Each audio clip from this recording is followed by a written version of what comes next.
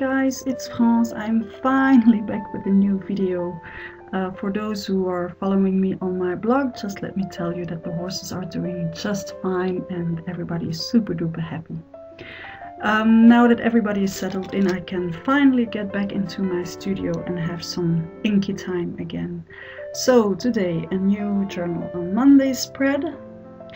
The video is about 12 minutes long and it took me a bit over 50 minutes to get it done. As the previous spread had some sewing and I didn't want the thread to pick up all the moisture, I started by covering it up with a bit of masking tape. I sprayed some water on my watercolor paper and then some Ecoline color drops. Now that it's as good as dry, I can peel off my masking tape again, and it will leave some white marks on the page, but that's okay with me. And as you can see, the thread is still looking like it did when I started my page. I did add a bit more water to soften the edges of the white. Now, as I do like the look of my masking tape, I'm reusing it on the other side so that I can add a bit of texture on that side of the spread as well. So just gluing it down, and then to make sure it stays in place, I'm adding a layer of Decopatch glue just with my finger, and making sure the masking tape is lying really nicely flat down on the paper. This is a dilution stencil and I'm going to use it to add some gesso circles on my page. I started using quite basic stuff on this spread. What I did with the Ecoline, you could do with any water-soluble ink, be it dilutions or Colorex or distress re-inker or color wash. As long as it's water soluble, you can do the same thing with those inks. This is Paper Artsy smoothie paper that I'm going to use to make a wording. So first I'm trimming it to the right size and then I'll colorize it using distress ink. This is the old paper color. It's a very soft greenish color. So first I'm just applying it using a blending tool. I'm stamping a background text with sepia. Oh, that's what the back of my head looks like. Stamping with sepia Archival ink, and then I can go in with the focal wording, which is a Paper Artsy stamp that says "Imagination rules the world." I'm using post-its to cover up the parts of the stamp that I don't want on my paper.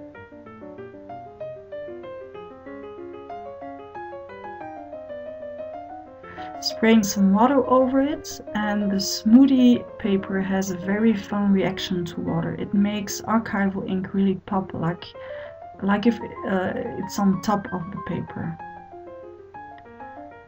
I'm re-trimming my paper because it's a bit too big, and I can use that second part on the other spread, on the other page of my spread. Adding a bit more old paper, vintage, old paper distress ink, and then some vintage photo also. Respraying some water to blend everything together again. To make it work with the other side of my page that has the sewing, I'm adding sewing on this piece of paper as well, on both pieces of paper. Now that I have some sewing on both pieces of paper, I can add some vintage photo on the edge of it and also on the edge of my paper. I tiered the watercolor paper to the right size to use it in my journal, so it has a really funny edge, very irregular. Now I'm gluing everything down, just using regular tacky glue.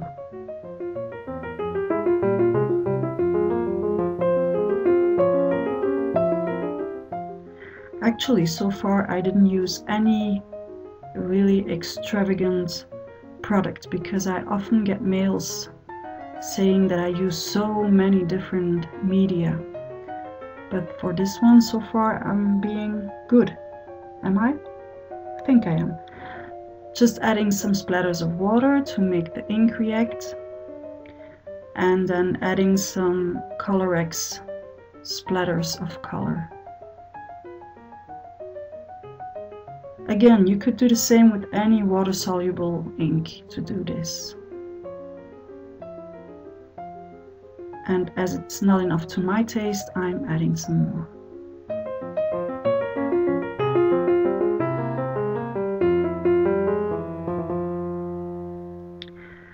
This is a watercolor pencil, and in case you didn't know it, most of the pencils children use are water soluble. So if you don't have any artist pencils in your stash, check out what your kids have. Then I'm adding water to my pencil to blend it. What I'm doing with this special brush, you could do with a regular paintbrush and just pick up some water on the side to add it to your pencil. You don't need to have super fancy stuff to play with when you want to art journal. These are Sennelier oil pastels. They're very creamy, very nice to work with, but honestly, before I got these, I worked with my kids' crayons. I know there's no comparison, but that's how I started. So if you want to test and see if it's something you would like to work with, maybe you could start with some very cheap crayons before you go in for expensive oil pastels or other kind of pastels.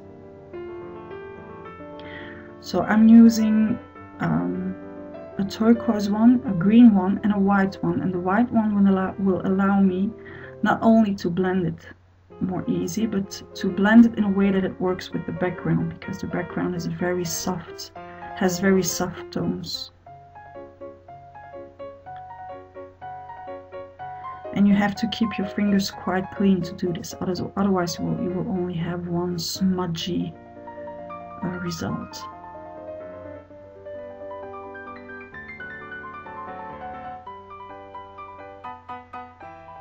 And I'm going in with yellow ochre to add some shading to my circles.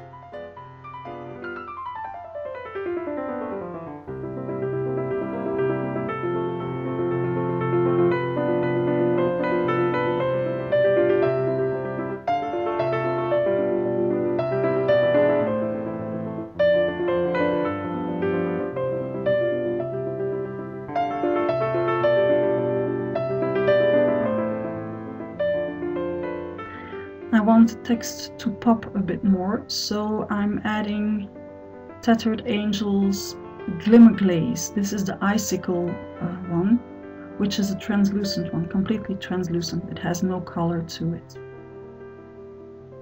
So it gives a bit of a glaze touch to the paper.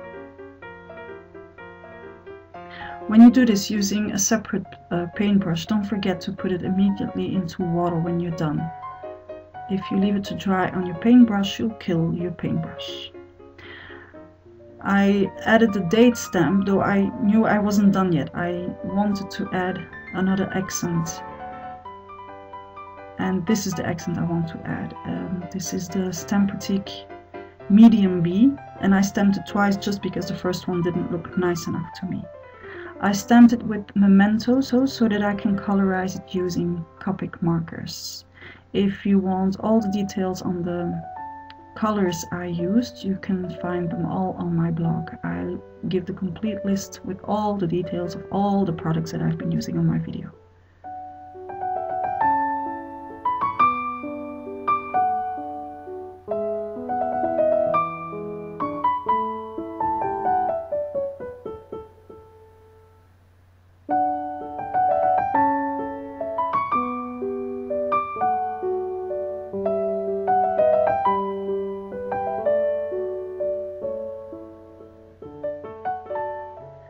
Now when trimming this, I don't try to keep all the legs and antennas of the bee.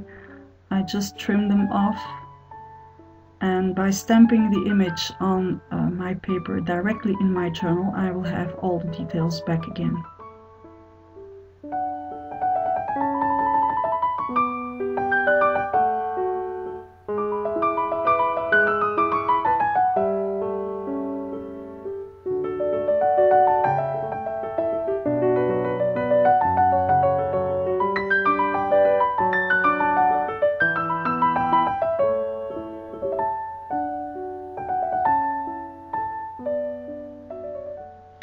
I'm adding black soot distress ink on the edges to cut off the white so that it blends nicely with the background. And I'm using my stamp positioner to see where I have to stamp the bee, because I want it to be in an exact spot on my paper, on my page. If you want to know how to use a stamp positioner, I made a video tutorial on that. You can find it on my channel. Now that my image is stamped in the background, I'm just gluing the colorized one on top of it, and voila, you don't see a thing about cutted legs or antennas.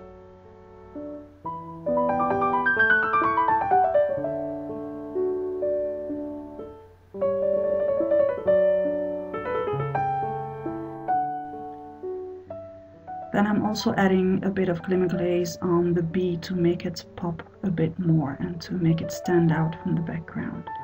I'm using the glaze as a glue as well. I'm gluing down the top of a mini bread from which I cut down the legs to make it look like the bee has been pinned down on the paper. Once I was done taping, I also decided to add a piece of rusted metal, which you will see in the photos. I simply glued it down, nothing more.